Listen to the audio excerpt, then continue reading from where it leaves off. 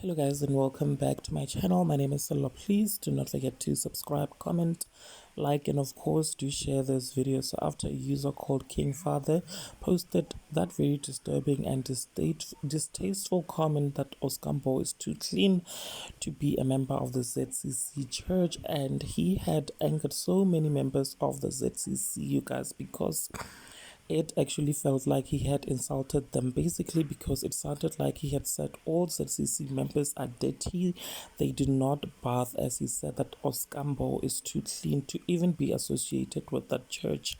Now this man, who is also a member of the church, took it upon himself to respond finally to the TikTok troll and said to him he disrespected the entire ZCC member for his comment and statement, you guys. So up next, I'm just gonna go ahead and insert the full video of this ZCC member basically addressing King Father. But before I do that, do make sure that you engage with me in the comment section, and of course do subscribe if you haven't yet done so. I will definitely see you on the next video. Bye.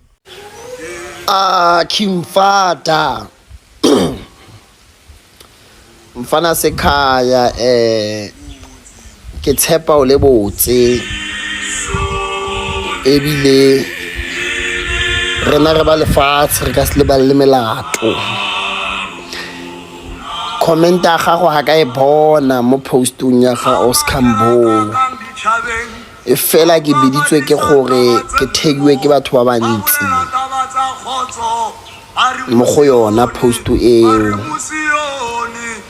ba re ba leka go bontsha fela gore go na le ba bangwe ba kereke ya ZCC ba ileng gore ba ka mokgwa o buang ka ona o a ke batla go mentiona le ke re mfana sekhaya ke kgopela fela go tlhagisetsa tse pedi tse tharo. Wa itse mo 1 Corinthians 1 go fitlhela go go 10 go na le mo Paulo se ba lwanelang dikereke mo teng gore kereke ya gamang ena le matla go feta ya gamang, ebile seaparo se feng ke sone se se dumeletseng go le godimong sa kereke go feta se feng. E kwa mongwe wa mabaka pante kgolo le godimo a theoga mo go bona ka lentswe a reng a re bana ba ka ke a bona la lwana gore kereke feng e na le matla le diaparo tsa lena tsa tsona, mare tsebang gore wa ka o nthometseng lefatsheng gore ke tle go le pholosa. A re ke le botse gore ene ha le shebile ha bone diaparo tseo ebile le dikereke tseo ha di bone, a go kwa fela tse di mo teng ga dipelo tsa lena ka thapelwa le bolela lena. Okay, bjale ne ke re ke go botse mfana sekhaya gore fighting over the denomination mfana sekhaya le dikereke gore kereke feng e sekono go fete feng e feng batho ba teng ba etsa eng tseo mfana sekhaya mkolo godimong ha di thikiwi ebile go thapelong ga go rapela mfana sekhaya ha di usiwe as the point.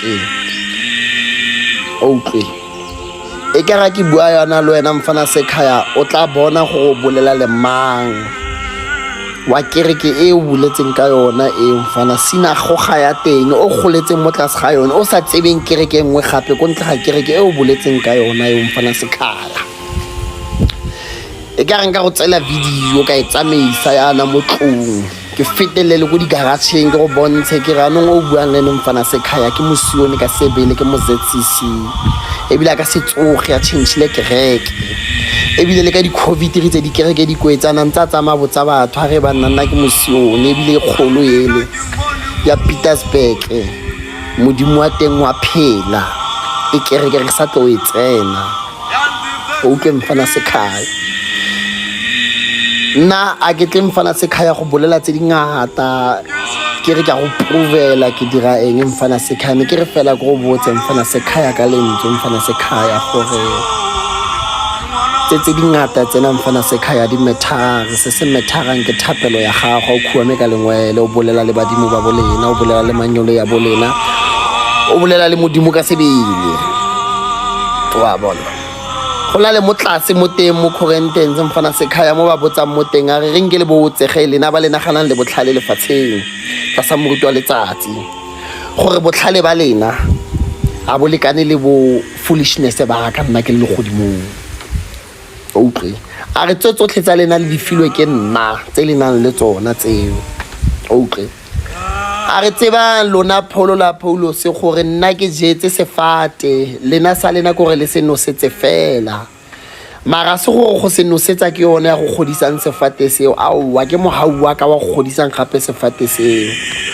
bia le tlorelang go lwanela sefate seo gore se tsame direction e feng se gole yang ke nna fela ke tsebang ana go fitlhile ke tlatla ka o thelela mabaka bia le rena mfana sekhaya go ke goletseng go teng mfana sekhaya go bolela dipolelo tse di biana re dipolelo ke mabitla e fela wena mo gona mfana sekhaya nga se bolele ka mokgwa o ke tlo khopela fela go tlhomele ka lengwe lefatshe ke re khetha ke khopela ka le la matsatsi o montshe bogolo ba yena ke re ka bollang ka yona o sa tla kopana le bona ba tsenang ke re kena ba batleng go mo thusa pele nna ke tse ke di rapellang mo go ena mfana sekhaya okay gore ka re go pelo tla kopana le o mong a go thuse a sa go bolella o kena ke re ke feng wena o ya go etsa spirit sa gago o etsa go etsa di investigation wa fumana gore wa mogala bona o tshwere matlo ke mmitsang boss o yaka ke mosione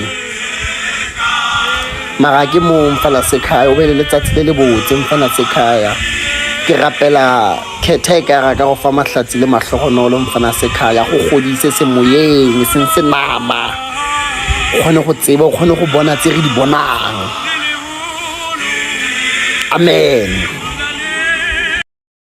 If Motsepe can be a member of the ZCCC, what is Oscar Mbo? Let's not disrespect Greg Yasioni, please.